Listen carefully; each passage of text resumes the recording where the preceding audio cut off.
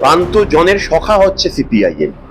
প্রান্তিক মানুষের জন্য লড়াই করে সিপিআইএম। আমরা বলছি প্রত্যেক ঘরে একজন করে লোকের চাকরি দেওয়া হবে। গিনেস বুক অফ ওয়ার্ল্ড রেকর্ডে নাম উঠে গেছে দমদম, দক্ষিণ দমদম মিউনিসিপ্যালিটির। এত দুর্নীতি করেছে। তৃণমূলের যারা প্রার্থী তাদের বাপ ঠাকুরদার সঙ্গে যুক্ত রয়েছে এই বামপন্থার নাম। ঠাকুরকে নিয়ে, দেবতাকে নিয়ে ভাগ হয়ে যাচ্ছে। আমরা সেই বিতর্কেই ফিরতে চাই, যে বিতর্ক করবে, যে শিক্ষা নিয়ে, কর্মসংস্থান নিয়ে বিতর্ক হবে, সেখানে যারা বিজেপি করছেন তাদের সঙ্গে যুক্ত রয়েছে বামপন্থার নাম। বিকল্পটা কে? প্রাক্তন তৃণমূল না নতুন তৃণমূল? নতুন তৃণমূল না প্রাক্তন তৃণমূল? বিজেপি তো তাই। দোরগোড়ায় করানো হচ্ছে 2026-এর হাই ভোল্টেজ বিধানসভা নির্বাচন। গোটা বাংলা জুড়ে রাজনৈতিক লড়াই তুঙ্গে, আর সেই উত্তাপ ছড়িয়ে পড়েছে শহরতলির অন্যতম গুরুত্বপূর্ণ কেন্দ্র দক্ষিণ দমদমে। এই কেন্দ্রের ত্রিমুখী লড়াই কিন্তু জমে উঠেছে, আর সেখানেই এবার পুরনো জমি শক্ত করতে মরিয়া বাম শিবির। আজ আমরা সঙ্গে পেয়ে গিয়েছি দমদম বিধানসভা কেন্দ্রের সিপিএম প্রার্থী। কেন তিনি এই কেন্দ্র থেকে লড়াই করছেন, কি থাকছে তার মূল ইস্যু, এমনকি এই বর্তমান রাজনৈতিক পরিস্থিতি নিয়ে তার মূল্যায়ন ঠিক কি, এমনকি মানুষের উদ্দেশ্যে কি বার্তা থাকছে, এই সমস্ত প্রশ্নের উত্তর খুঁজতেই আমরা পৌঁছেছি দক্ষিণ দমদমে। আর সেইখানেই আমরা পেয়ে গিয়েছি এই দমদম বিধানসভা কেন্দ্রের সিপিএম এর যুব প্রার্থী ময়ূক বিশ্বাসকে। প্রথমেই দাদা শুভ নববর্ষ। আর সোমবার দিন শুভষ্টিতে আপনাকে স্বাগত।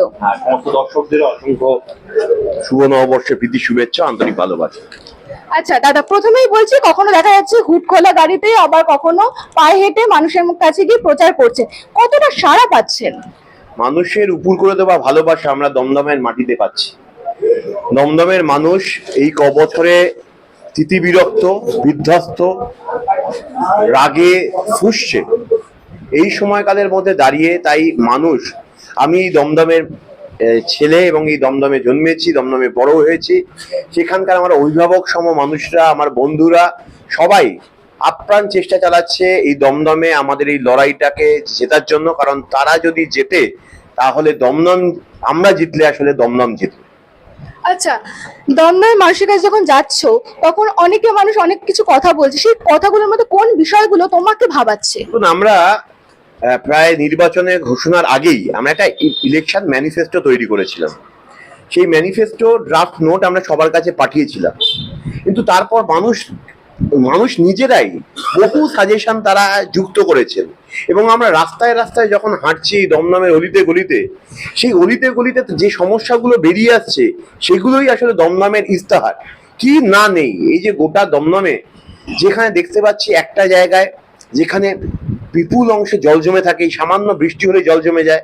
কারণ বাগজোলা খাল মাঝখান থেকে যে বয়ে যাচ্ছে দমদমের এই কেন্দ্রের মাঝখান থেকে, তা হচ্ছে সংস্কারই হয় না, সংস্কার হয় না, নামকা বাস্তে তোলা হচ্ছে। সেখানে দাঁড়িয়ে এই বাগজোলা খালের জন্য আমরা মাস্টার প্ল্যান তৈরি করবো বলেছি। দমদম কেন্দ্রটা, শিক্ষামন্ত্রী এখান থেকে 15 বছর ধরে বিধায়ক। এই শিক্ষামন্ত্রী, শিক্ষা দপ্তর আমরা যখন দেখেছি স্কুল বন্ধ হয়ে যাবার জন্য কুখ্যাত, তার সঙ্গে সঙ্গে বান্ধবীর বিছানার তলা থেকে কত বেশি টাকা উদ্ধার হবে সেই জন্য কুখ্যাত হয়েছে। কিন্তু আদপে আমরা দমদমে ঘুরে দেখছি, দমদমের একটার পর একটা পাড়ায় স্কুলগুলো বন্ধ হয়ে গেছে। স্কুলগুলো কোথাও ভ্যাটে রূপান্তরিত হয়ে গেছে, কোথাও বিয়ে বাড়ি হয়ে গেছে। এবং এরকম জিনিস, শিক্ষা নিয়ে এই অবহেলা, তাহলে বুঝতেই পারছেন বাকি জায়গার কি হবে। এই আমরা বলছি এই বন্ধ হয়ে যাওয়া স্কুলগুলোকে আমরা চালু করব। তার সঙ্গে এই দমদম মানে ছিল শিল্পাঞ্চল, আমরা বলছি প্রত্যেক ঘরে একজন করে লোকের চাকরি দেওয়া হবে। এবং এই দমদমে যে দুর্নীতির পাহাড় প্রমাণ দুর্নীতি, আমরা বলছি গিনেস বুক, আমরা বলছি না, এটা প্রমাণিত, প্রায় গিনেস বুক অফ ওয়ার্ল্ড রেকর্ডে নাম উঠে গেছে দমদম, দক্ষিণ দমদম মিউনিসিপ্যালিটির। এত দুর্নীতি করেছে। তার সঙ্গে কম্পিটিশন দিচ্ছে এই দমদম মিউনিসিপ্যালিটি, দুটো কম্পিটিশন করছে। ইডি, সিবিআই সব এসেছে, কাউকে ধরেনি।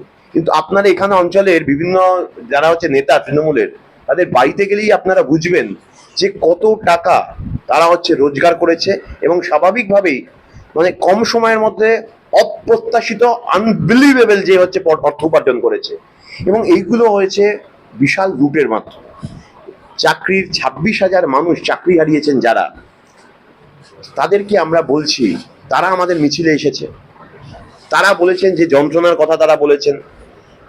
তার সঙ্গে সঙ্গে দেখুন এখানে টোটো চালানো থেকে শুরু করে আপনি বাড়ি তৈরি করা সবকিছুতে বিপুল অংশের টাকা দিতে হয়, ঘুষ দিতে হচ্ছে। আমরা বলছি যে এই কোনো টাকা ঘুষ দিতে হবে না। তার সঙ্গে সঙ্গে আমরা এটুকুও বলছি, বন্ধ কলকারখানার জমিতে শিল্প স্থাপন করা সম্ভব দমদমে। দমদমে কি নেই? ভৌগোলিকভাবে যে সুবিধা দমদমের আছে এবং বামফ্রন্ট সরকারের যে পরিকল্পনা হয়েছিল, এখানে মেট্রো রেল আছে। সবথেকে বড় কথা, শিল্প বান্ধব হওয়ার জন্য যেটা দরকার, শিল্পপতিদের আসা যাওয়া সবকিছুর জন্য, পাশে এয়ারপোর্ট, সামনে Jessore road, Delhi road, VIP road, এই দমদম রোড, সবকিছু রয়েছে কাছাকাছি। কিন্তু যেটা নেই সেটা হচ্ছে উইল, একটা ভিশন সেটা নেই সরকারের। আমরা বলছি বন্ধ হয়ে যাওয়া যে কলকারখানাগুলো 2011-র পর যেসব থেকে শুরু করে এইচএমবি হয়ে একটার পর একটা কারখানা এখানে বন্ধ হয়ে গেছে, সেই বন্ধ কলকারখানার জমিতে আমরা বলছি শিল্প স্থাপন করব।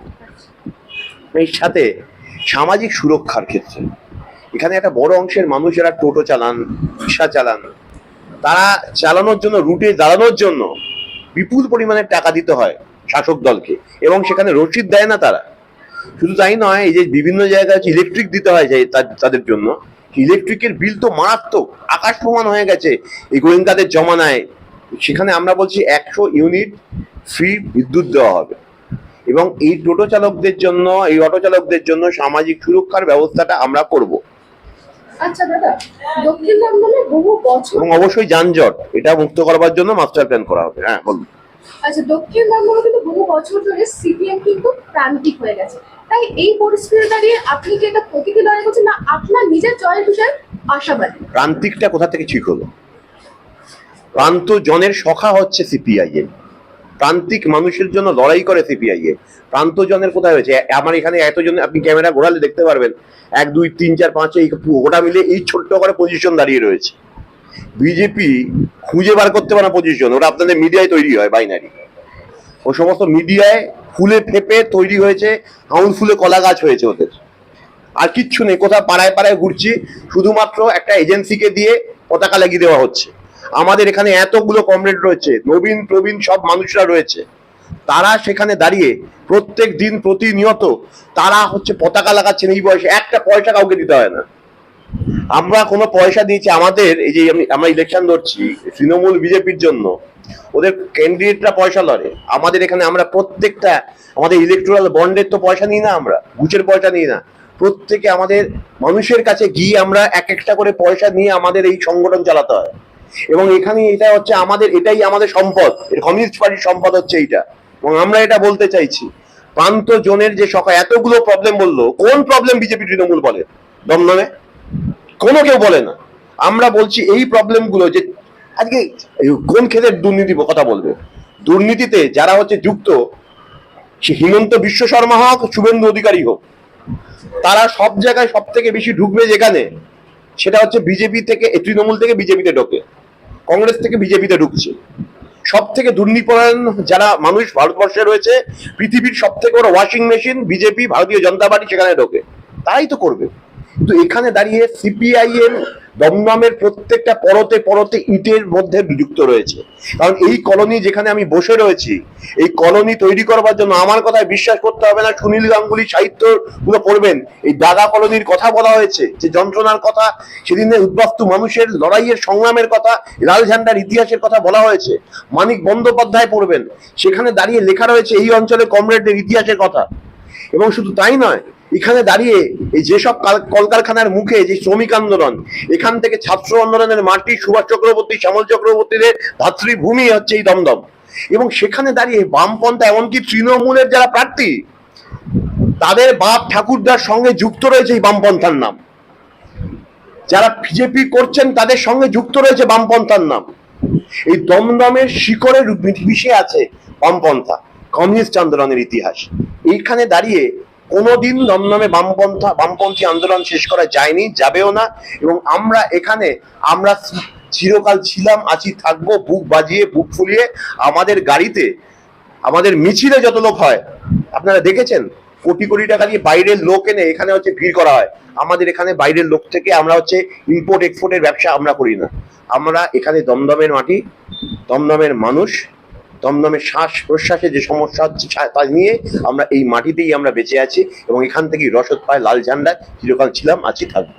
আচ্ছা, অতীতে কিন্তু বাম শাসন যেটা বলে এত বছর চলেছে, বেশ কিছু বিতর্ক রয়েছে, তারপরেও কি মনে হয় মানুষ আবার ফের ভরসা বিশ্বাস করবে সিপিএম? একটা সময় বিতর্ক বলতে কি আমাদের ছিল, কৃষি থেকে উত্তরণ হয়ে শিল্প হবে কিনা। এখন এই খাদ্য বস্ত্র শিল্পর জায়গায় ঠাকুরকে নিয়ে, দেবতাকে নিয়ে ভাগ হয়ে যাচ্ছে।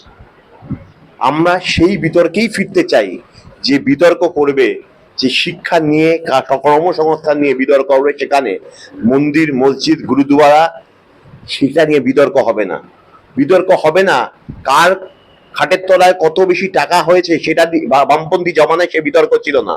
বামপন্থী, আমার বামফ্রন্টের সময় যে বিতর্কটা বারবার ছিল, সেটা হচ্ছে কত দ্রুত দারিদ্র্যর অবসান ঘটবে। এই তো দেখুন না, কেরালা গোটা ভারতবর্ষের মধ্যে কি একদম প্রান্তিক দরিদ্র মানুষের সেটা ইরাডিকেট করেছে, নির্মূল করেছে একমাত্র বামপন্থী শাসিত কেরালায়। এটা হতে পারতো পশ্চিমবঙ্গে, যদি ওরা এই শিল্পটা করতে দিত। আমরা সেই বিতর্কের জমানাতেই ফিরে যেতে চাই, যেখানে দাঁড়িয়ে সকল হাতে কাজ হবে, এক পয়সা ঘুষ দিতে হবে না, বাড়িতে বাড়িতে কান্নার রোল হবে না, ওটা দমদমের মতো ওটা বাংলা বৃদ্ধাশ্রমে পরিণত হবে না। আমরা চাই সেখানে দাঁড়িয়ে এই আমাদের পাশে সেক্টর 5 যেমন হয়েছে, দমদমে সেক্টর 6 হবে। আমরা সেই স্বপ্ন দেখতে চাই, সেই জমানাতে আমরা সেই স্বপ্নতে আসতে চাই এবং বিশ্বাস করি যে স্বপ্ন হওয়া সম্ভব।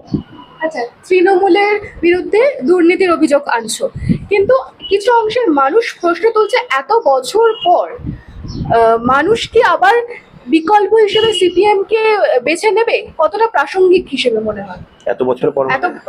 এত বছর, কয়েক বছর ধরে তো টিএমসি। বিকল্পটা কে? প্রাক্তন তৃণমূল না নতুন তৃণমূল? নতুন তৃণমূল না প্রাক্তন তৃণমূল? বিজেপি তো তাই। এখানে দাঁড়িয়ে বামপন্থী ছাড়া, বামপন্থী আন্দোলন, বামপন্থী সংস্কৃতি ছাড়া এই বাংলায় বিকল্প কে? বিকল্প কি সেখানে হবে যে এমন একটা বিতর্ক তৈরি হবে যেখানে দাঁড়িয়ে যে আমি কি খাবো কি পরবো না সেটা ঠিক হবে? এখন আমাদের এই হলো, কি বলার নাম, চৈত্র সংক্রান্তি হলো, বিভিন্ন দমদমে বিভিন্ন জায়গায় ঘুরছি, এখানে অন্নপূর্ণা পুজো হয়, কোথাও মতুয়া সম্প্রদায়ের পুজো হচ্ছে, কোথাও এখানে বাসন্তী পুজো হচ্ছে। তো এই অসংখ্য ছোট ছোট পুজো হচ্ছে। তাদের খাদ্যাভ্যাস আমাদের আলাদা আলাদা এক একটা অঞ্চলে। কি এখানে কেউ মাছ মাংস থেকে শুরু করে খিচুড়ি সবকিছু একসাথে চলছে।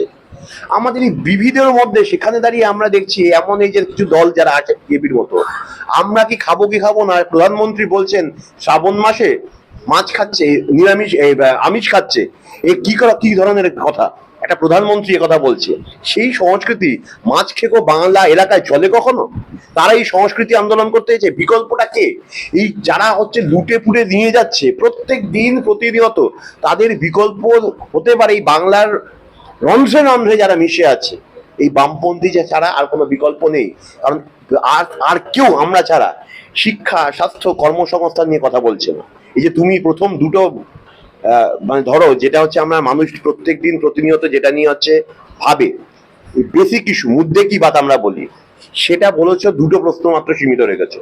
বাকি আং মাং চাল ছোলার ডাল এই সমস্ত যারা তৃণমূলের, যারা তৃণমূল বিজেপি যারা রয়েছে, এই সমস্ত দিয়ে কি হবে? এরা কতদিন কি করবে আমরা বলছি না? এই প্রশ্ন মিডিয়া হোক, সর্বত্র সমাজের হোক, তাকে ফোকাস রাখতে হবে সবসময় দাঁড়িয়ে আমাদের সকলকে, মুদ্দে কি বাতের। বিকল্প যদি আমরা তৈরি না করি, আমরা তো বাঁচতে পারবো না। আমরা কি করে বাঁচবো? তুমি ভাবো যে এখানে দাঁড়িয়ে আজকে তোমাদের যেখানে দাঁড়িয়ে এই বিশাল বিশাল মিডিয়া হাউসের সামনে ধ্বংস করে দিচ্ছি, যে নতুন নতুন যারা তোমরা শিখছো, লড়াই করছো, তোমরা বিকল্পের আখ্যান তুলে ধরছো, টিকে থাকতে দিচ্ছে না এই বিশাল মিডিয়া হাউসগুলো, যেগুলো কন্ট্রোলড বাই আম্বানি, আদানি। তার সঙ্গে সঙ্গে আমরা 8 ঘন্টা কাজের অধিকারের কথা বলছি। এই দেখেছো তো কেন এটা দরকার এইগুলো? কারণ এই যে নয়ডাতে, বিজেপি শাসিত নয়ডাতে 12 ঘন্টা 14 ঘন্টা কাটানো হচ্ছে, নির্মম শোষণ করা হচ্ছে। আমাদের এই বাংলায় এতগুলো শ্রমিক ওইখানে গিয়ে আগুনে জ্বলে পুড়ে পড়ে গেল, সেটা কোনো আর ইস্যু হলো না। এই ইস্যু তো সর্বন্তকরণে আমাদের ইস্যু, মানুষের জলজ্যান্ত ইস্যু। না হলে আমরা বাঁচবো না, আমাদের ভবিষ্যৎ বাঁচবে না। ওটা এত শোষণ করছে। তার সঙ্গে সঙ্গে এই শোষণের সাথে সাথে আমাদের ভবিষ্যৎ শেষ করে দিচ্ছে। গোটা দমদমটা বৃদ্ধাশ্রমে পরিণত হয়ে গেছে। এই বৃদ্ধাশ্রমে পরিণত হয়ে গেছে যখন, সেইখান থেকে বাঁচানোর জন্যই আমাদের এই লড়াই, সেই আমাদের বিকল্পের আখ্যান আমরা বলে যাচ্ছি। আচ্ছা, এই নির্বাচনের আগে কিন্তু এসআইআর জটিলতা সামনে এসেছে, সেখানে কিন্তু এখনো পর্যন্ত অনেক বৈধ ভোটারের নাম বাদ গেছে, হেনস্থার শিকার হয়েছে, তারপরেও কিন্তু এখনো তালিকাভুক্ত হয়নি তাদের নাম। তো এই ইস্যু নিয়ে কিন্তু এবার বিধানসভা নির্বাচনে বেশ তাৎপর্য। এটা করেছে কারা? এই দমদমে আপনি যান, এই তো মানে আমাদের, আমি আবার বলছি, এখানে আমরা এই যে লিগ কলোনিতে বসে রয়েছি, এই কলোনির মানুষ সব হারিয়ে ওপার বাংলা থেকে দেশভাগের পর যখন এসেছিল, এবং এখান থেকে এই সভ্যতা গড়ে তুলেছিল তাদের রক্ত ঘাম দিয়ে। একটা 3-4টে জেনারেশন এখানে রয়েছে। এরকম দমদমের বহু মানুষ আবার এসছে, 70s পর এসছে, তৈরি হয়েছে, তারা যেমন রয়েছে। আবার এরকমও রয়েছে একটা অংশে কিছু যেখানে দাঁড়িয়ে তারা 7 পুরুষ ধরে বাস করছে, এরকমও মানুষ রয়েছে। আমি দেখেছি সর্বত্র এরকম পাওয়া গেছে। এই স্যাম্পলিং যদি আপনি বলো সেই রিসার্চের ভাষায়, একদম প্রমোদনগর থেকে শুরু করে এই আমাদের হচ্ছে শেঠ কলোনি, শেঠ বাগান পর্যন্ত বৈধ ভোটার এরকম বহু দমদমে। এবং সেখানে দাঁড়িয়ে আমরা দাবি জানিয়েছিলাম, আমরা বলেছিলাম 2002 সালে, যেখানে বামফ্রন্টের সময়, যখন 2002-4 সালে ওই সময় দাঁড়িয়ে যখন এসআইআর হয়েছিল, সেই সময় একদম সুন্দরভাবে কোনো হচ্ছে আতঙ্ক পরিস্থিতি তৈরি হয়নি। একদম সুন্দরভাবে এটা হচ্ছে হয়ে গেছিল এসআইআর, এখানে মৃত আর স্থানান্তরিত ভোটারকে বাদ দিয়ে।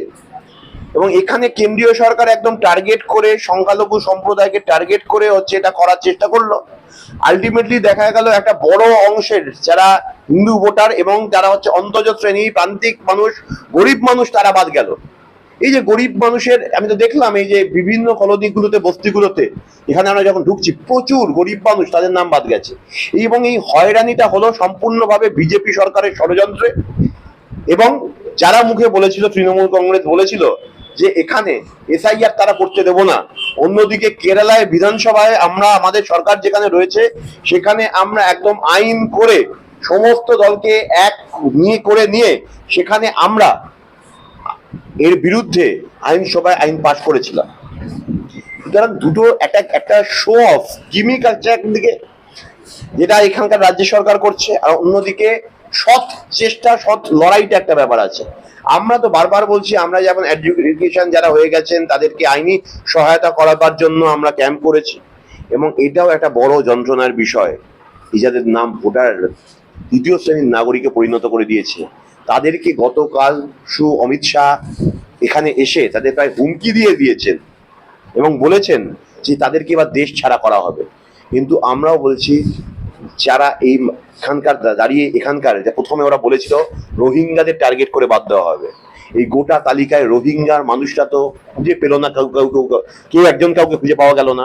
বরং আমরা দেখলাম এই দমদমের, এই বাংলার মতুয়া সম্প্রদায়ের একটা বড় অংশ, এক দলিত সম্প্রদায়ের একটা বড় অংশ বাদ গেল। আসলে এই গোটাটাই আরএসএস এর ছক, যে আরএসএস কখনো চায়, ওরা সবসময় বাদ দিতে চায় সংখ্যালঘু মানুষকে, দলিত অংশের মানুষকে, নিম্নবর্ণের মানুষকে এবং মহিলাদের, এরা সবসময় প্রান্তিক করতে চায়। সেই রাজনীতির প্রতিফলন দেখলাম এই এসআইআর।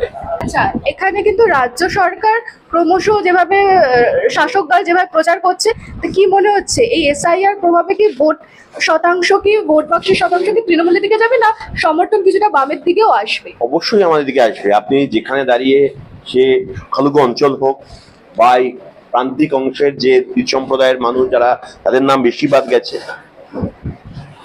তারা তো সাপোর্ট দেবেই উপর করে। তার কারণ হচ্ছে আমাদের, কারণ এটা হচ্ছে তৃণমূল কংগ্রেসও এই ষড়যন্ত্রে যুক্ত, তাদের অফিসাররা যুক্ত রয়েছে সবকিছুতে। এই বিশাল ষড়যন্ত্র যেটা মানুষের বিরুদ্ধে ওনারা করছেন, তার বিরুদ্ধে আমরা খুব স্বাভাবিকভাবেই আমরা বলছি, তার বিরুদ্ধে এটা মানুষ রায় দেবে এবং সে সুফল অবশ্যই বামপন্থীরা, কিন্তু সুফল কুফলের থেকে বড় ব্যাপার, এতগুলো মানুষ বঞ্চিত হলেন, দ্বিতীয় শ্রেণীর নাগরিকে পরিণত হলেন, তাদেরকে বাঁচাতে হবে। এই সম্প্রতি ভোটের আগেই গ্যাসের দাম বৃদ্ধি হয়েছে, এটা নিয়ে কিন্তু অনেক জায়গায় সাধারণ মানুষের নাবিশ্বাস উঠছে, সেটা নিয়ে কি বলবে? দেখছি তো, আমরা তো দেখছি বিভিন্ন জায়গায়, আমরা যখন ঘুরছি সেখানে গিয়ে আমরা দেখলাম মানে হচ্ছে সেই আবার কাঠের জমানায় ফিরে গেছে। এবং এতে দূষণ শুধু নয়, শারীরিকভাবে শারীরিক ক্ষতি হচ্ছে, শরীরে শ্বাস প্রশ্বাসের সমস্যা হচ্ছে। কিন্তু উপায় কি? এমন উপায় গরিব মানুষে করে দিয়েছে কেন্দ্রের বিজেপি সরকার, একটা এমন বিদেশ নীতি চালু করলো যে বিদেশ নীতির ফলে এখন আমাদের চিরকালে এতদিনের বন্ধুর দেশগুলো থেকে আমরা বিচ্ছিন্ন, এবং তার গোটাটা তার ফল ভোগ করছি আজকে আমরা। এই গ্যাস যা পাওয়া যাচ্ছে, তেল যা পাওয়া যাচ্ছে, আমরা দেখছি আম্বানি আদানি রিলায়েন্সের আন্ডারে চলে যাচ্ছে। একদম কালোবাজারি করে জিনিসপত্রের দাম বাড়ানো হচ্ছে। এবং আমরা তো তাই বলছি, একটা স্লোগান দিয়েছিলাম আমি যখন কৃষক আন্দোলনে যুক্ত ছিলাম দিল্লির উপকণ্ঠে, যেখানে একটা স্লোগান ছিল, জো আম্বানি কা ইয়ার হে ও দেশ কা গদ্দার হে। যে আম্বানির বন্ধু সে দেশেরও শত্রু। এবং সেটা তো প্রতিফলিত হয়ে যাচ্ছে প্রত্যেক দিন প্রতিনিয়ত।